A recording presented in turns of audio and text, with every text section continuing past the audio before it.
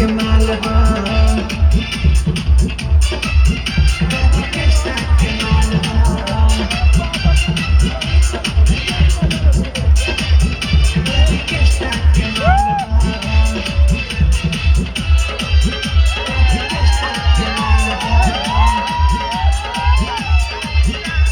लूटा बरतिया हो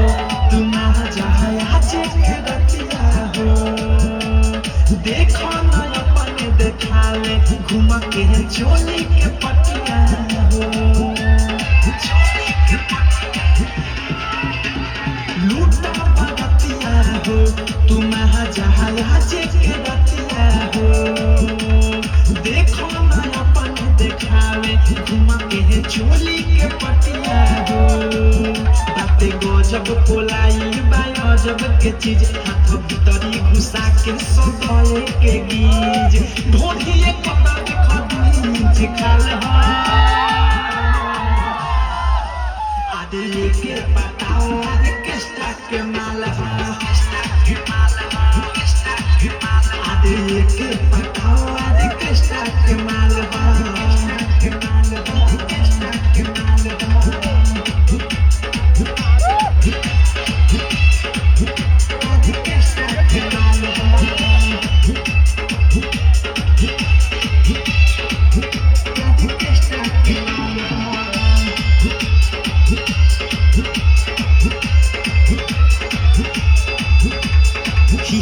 रसीली हो इस सब के जलती न मिली हो डीजे पर कमर हिलावे ये कोड रूपवा कटीली हो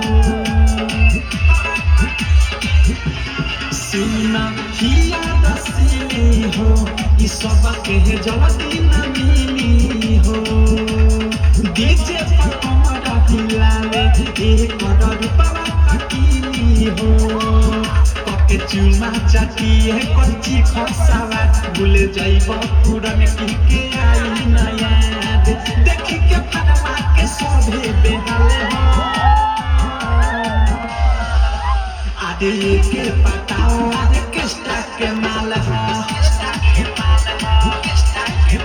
आदि के पटाओ आदि केस्टा के माल हो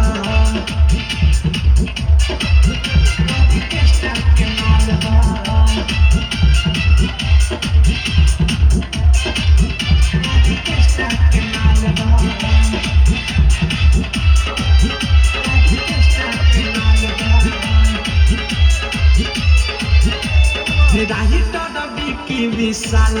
नाही मिली दोबारा हो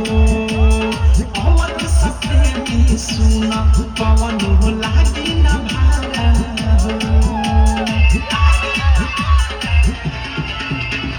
राही दादी की विशाल नाही मिली दोबारा हो